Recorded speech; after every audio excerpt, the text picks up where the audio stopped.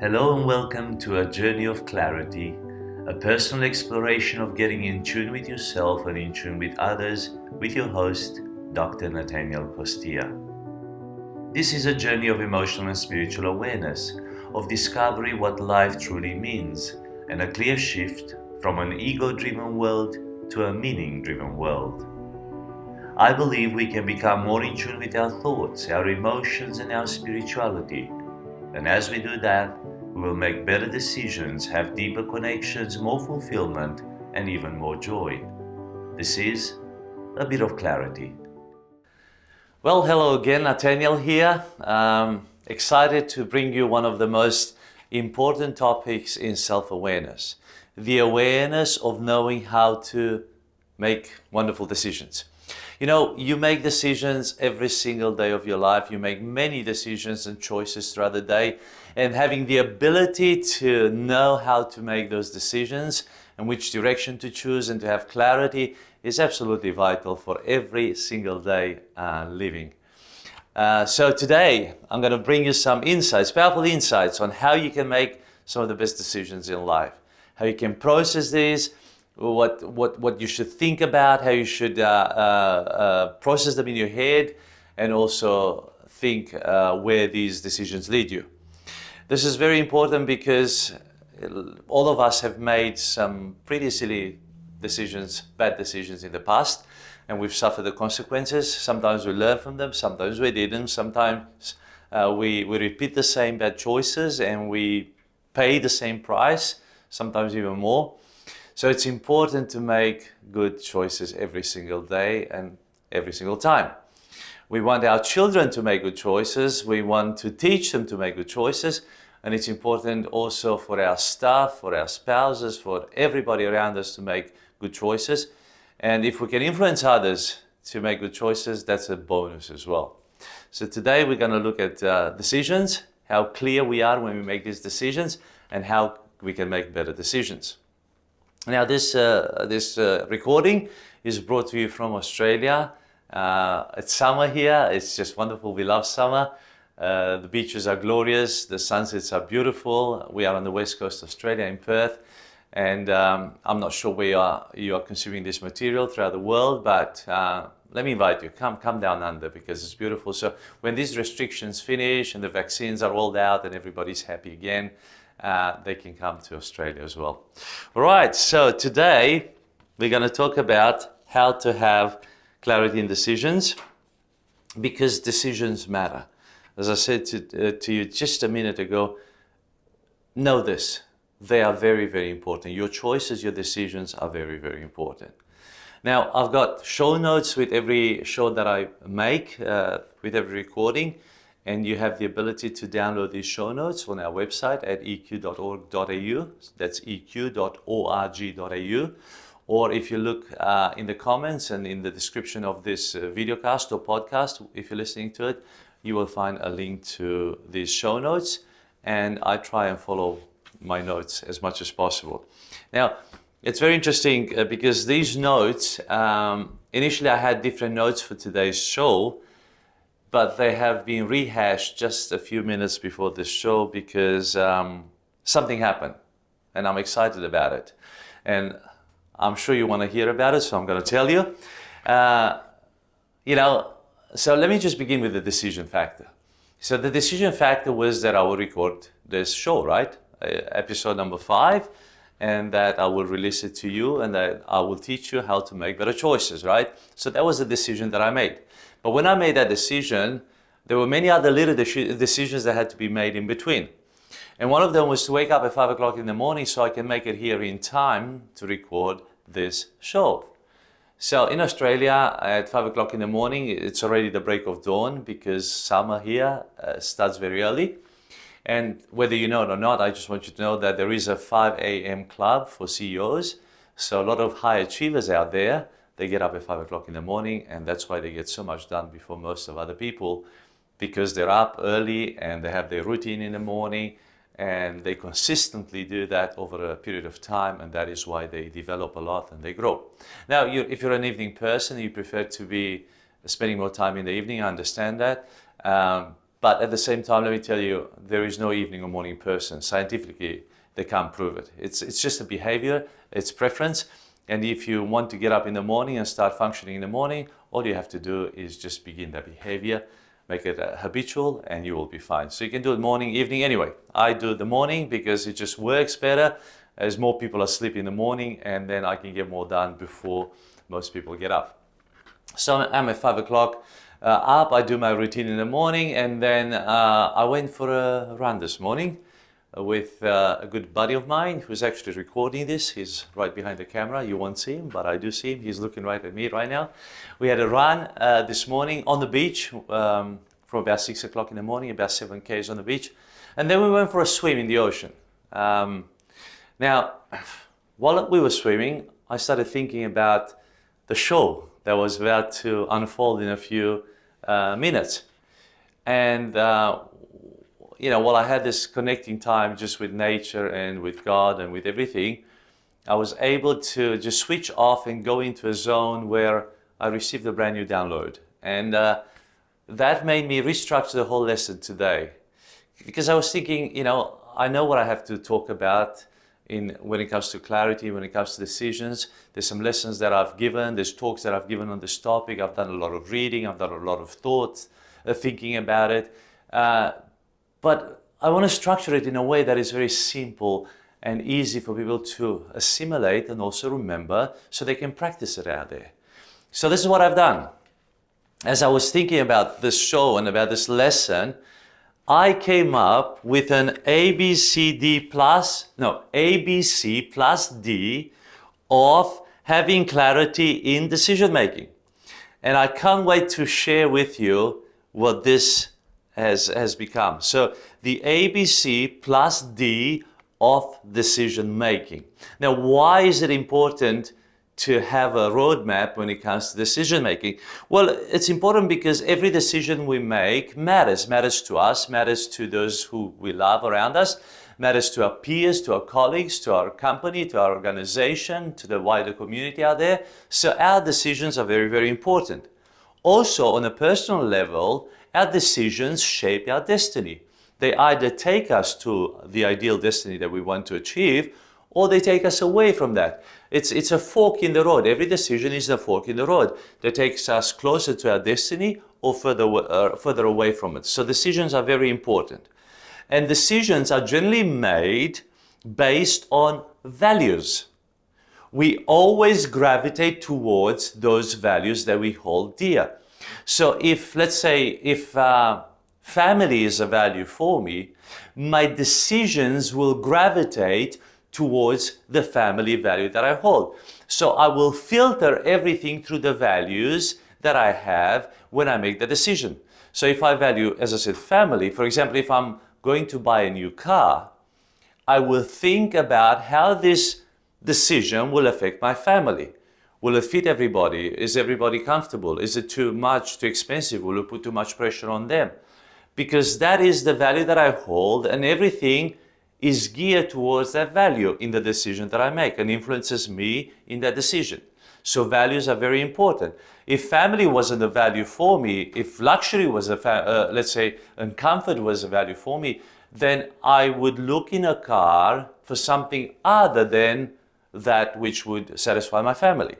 I would look for comfortable seats. I would look for, some luxurious features. I would look for, the dashboard, what's offered, the shock absorbers, and bits and pieces, the finishing on the seats, the finishing on the steering wheel, and bits and pieces like that, because that would be my value. Comfort would be my value. So in our decision making, values are important. So it's important for us to understand what our values are, what our standards are, because these influence our decisions. And I wrote there in the notes, the higher values or standards we have, the better decisions we make. So if our values are higher, our decisions are better. If we lift up the standard, the game, then we make better choices. So push high in your values because you will make better choices. Now, coming to the ABC plus D of decision making. Let's break this down because I know you can't wait to hear it. I can't wait to tell it to you. So here we go. Are you ready? A. What does A stand for? A stand for being authentic, authentic. So the question that I want you to put to yourself and ask yourself is this: am I authentic in this decision? So when I want to make the decision to buy a car, am I authentic in this decision? Do I really want to buy a car? Do I want the very best in this car? Is this purchase or this choice in line with my values? Am I being genuine in this decision? Am I being truthful? Or do I tell a lie? Do I lie to myself? Do I deceive myself? Do I lie to the people around me to make this decision? Am I genuine? Am I ethical? Am I moral? Am I values-based? Am I true to myself? Am I true to my values? Am I true to the present situation? Am I aware whether this decision influences others or influences negatively others or positively others? Or does it affect others? Where does this decision sit with me? How accurate in me is this decision? Am I honest with myself and present in the decision? Am I fully aware that I'm making this decision? I am grounded in this decision. I think with a cool head. Am I authentic when I make this decision? So the first question for the ABC plus D of decision making is this authenticity call. Am I authentic in my decision? B stands for brainstorm. Brainstorm. Am I reasoning well? Am I thinking well? I'm asking some questions. I'm asking myself some questions about this decision, okay? Am I looking at options? What other options are there?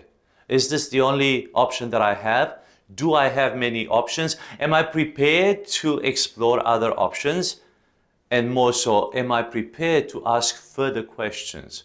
What is it that I want? Why do I want this thing? And then find deeper reasons. Well, why do I want this? And why is that reason true? So let's say if I want to buy a car, why do I want to buy a car? Because we need a new car. Why do we need a new car? Because the old one is no longer suitable for us. Why is the old one not suitable for us anymore? Because it's too small and there's a baby coming on the way. In our life, that's the case. Baby number 4 is coming, but don't tell anybody I told you that.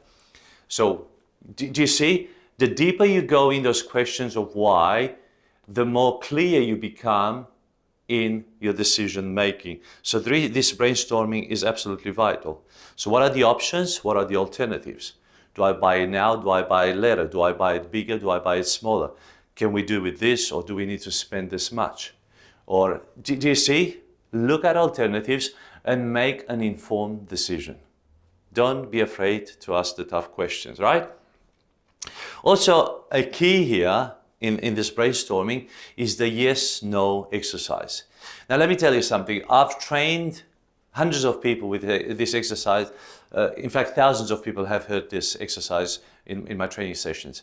And everybody just loves this because it works so well, and it really gives you a perspective, a healthy perspective when you make the decisions. So even if you forget everything else from this podcast, I want you to remember this, the yes and no principle of decision making. So this is how it goes. For every yes, in every decision making, for every yes, there must be at least one no that you can identify. In fact, you should identify at least 3 no's or more to help you make the yes better or the decision better. So let me explain this to you. So for example, if I value exercising, or if I value wellness in my life, right? If I value wellness in my life and I have decided to say yes to living a healthy lifestyle, what do I have to say no to? The more things that I identify, the better it is for me to keep the yes as a value in my life.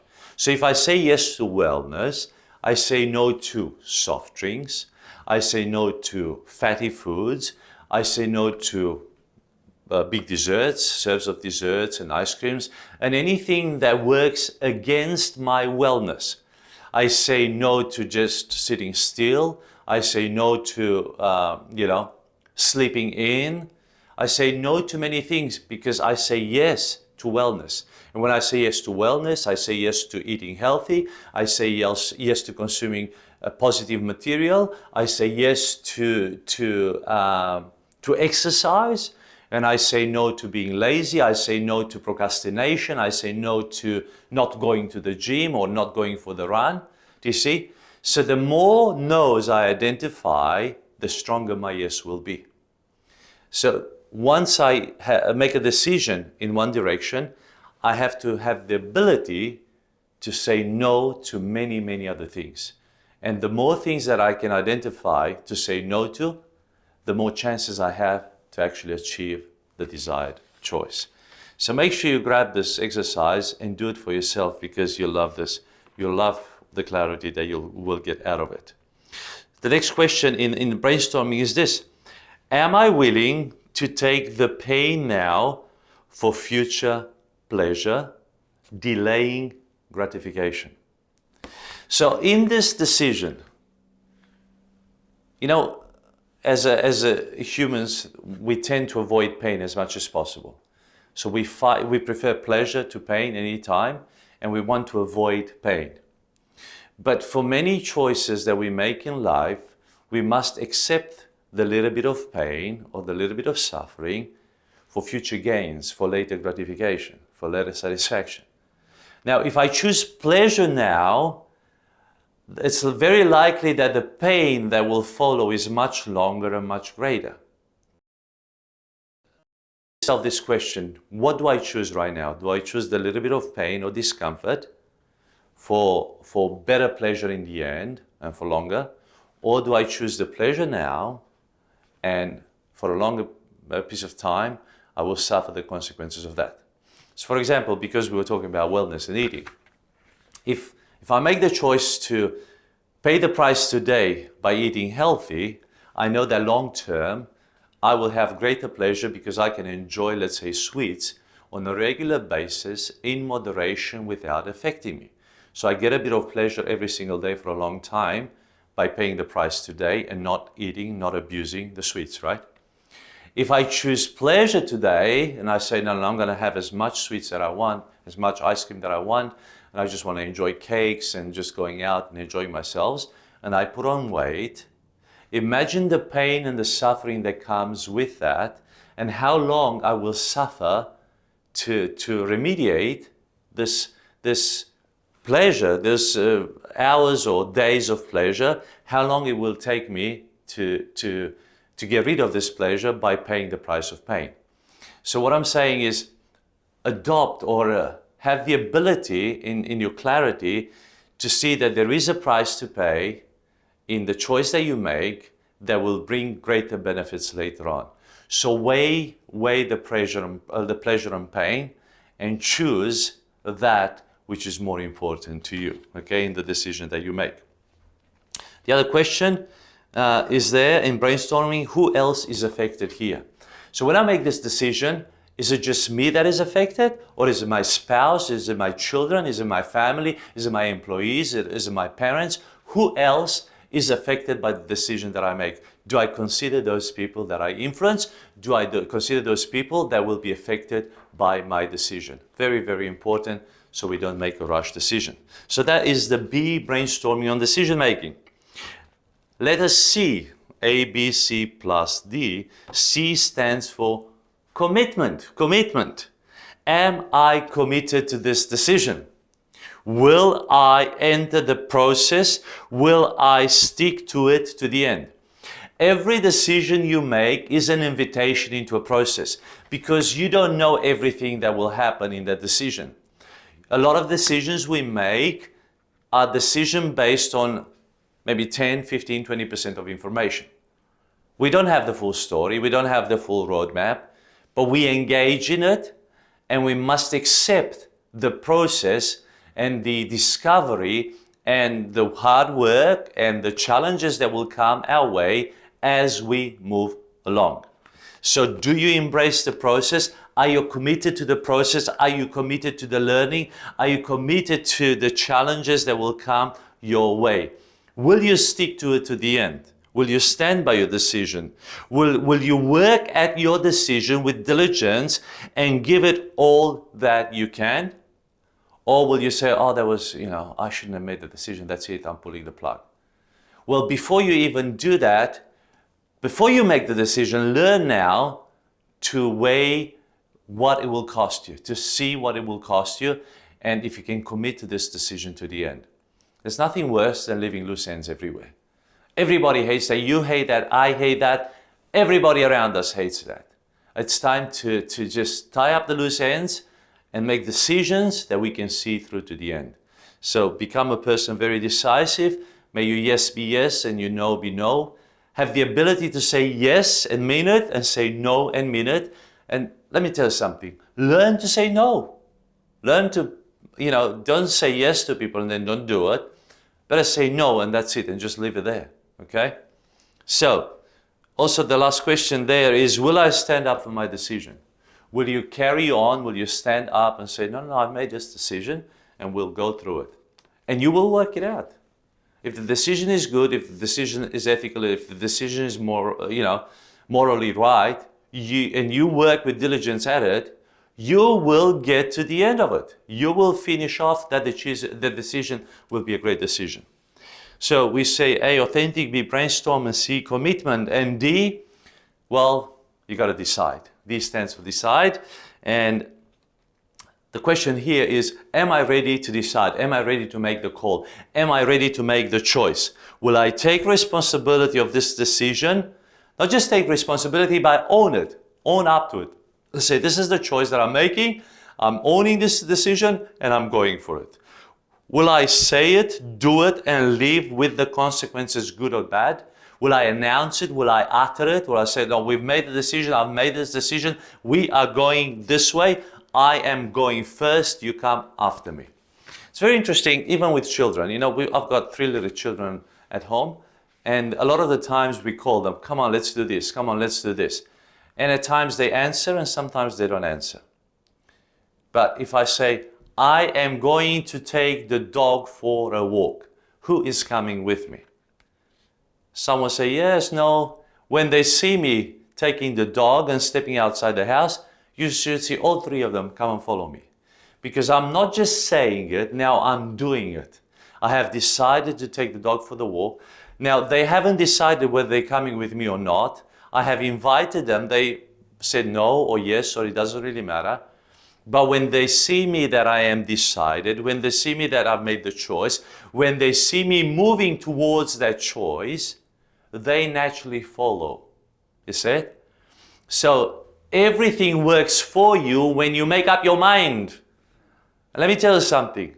Your wife, your husband, your children, and the people around you are waiting for you to make decisions. Make decisions, stand up for them, and carry them through. Enough confusion, enough, I don't know, maybe. Forget the 50 Shades of Grey. There are no 50 Shades of Grey. That's just a book. It doesn't mean much. Your kids are looking for black and white. Your wife is looking for black and white. They are looking for decision making. A mom that makes decisions, a daughter that makes decisions, a father that makes decisions, a boss that makes decisions, an employee that makes decisions. So have the clarity in decisions. So I hope this really works with you. So the ABC plus D of decision making, the questions are you authentic? Are you brainstorming in these decisions? Are you committed? And do you make the decision?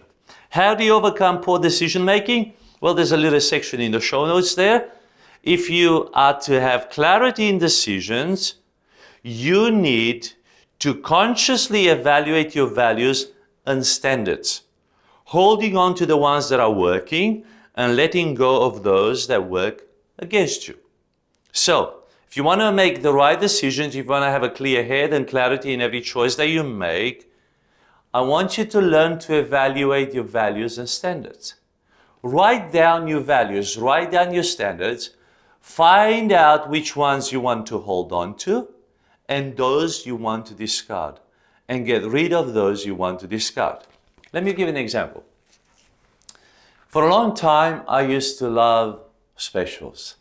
buying clothes on specials, shoes on specials, and I would only buy things that were on special, things that were reduced, things that were on sales. So I would look just for things that were on sale. So that was my value. My value is grab a bargain. Be a bargain hunter, get a product on sale, right? That was my value. Now, it was a great value. You may say, well, that's great, Natanael, because that means you're savvy, you're thrifty, you know how to make the dollar go further. Well, that's what I used to think as well. But then I realized that that value is not so good for me. Why? Because by having that value, I would not always buy what I really wanted. I only bought what was on special. And usually what was on special was last season's, fashion. So then I would buy stuff that I didn't really like. Then I would buy stuff that usually wasn't really exactly my size or wasn't really exactly what I needed. So I would buy 2 or 3 to complement because they were cheaper. So let's say if a shirt is $100, I wouldn't pay $100, but when it's $30 or $40, I would buy it because it was on special, but it wasn't the same shirt, it was this last season's shirt. But then what I would do is, I would think to myself, I'm going to buy 3 shirts for $90 and I'm ahead of the pack because now I can have 3 shirts for less than the price of 1 shirt. But I didn't really like the 3 shirts, I liked the 1 shirt that was $100. And that 1 shirt of $100 would have brought me much joy than the 3 shirts that only cost me $90 together. So my wardrobe got bigger with stuff that I didn't really like because I bought them on special. Do you see it? Now, when I revisited my values, excuse me, I realized that, hang on, why do I have this value? Why do I hold on to this value? So I decided to ditch that value and go and not worry so much if anything was on special, buy only what I need and when I need it, and be absolutely satisfied with what I bought. And rather than having 50 shirts, I'd rather have 5 shirts that I really, really enjoy. Excuse me. So do you see how we can change the values by understanding, by having an awareness of our values? We can make choices based on those values.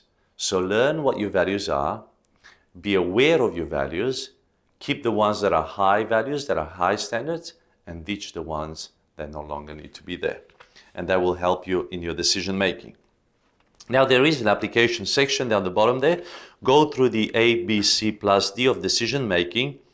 In your next 3 decisions, and write down your reasoning answers as you go through the exercise. Reflect on the clarity received and carry on like that. Continue. So next time you need to make a decision, go through the A, B, C plus D of decision making. Am I authentic in this decision?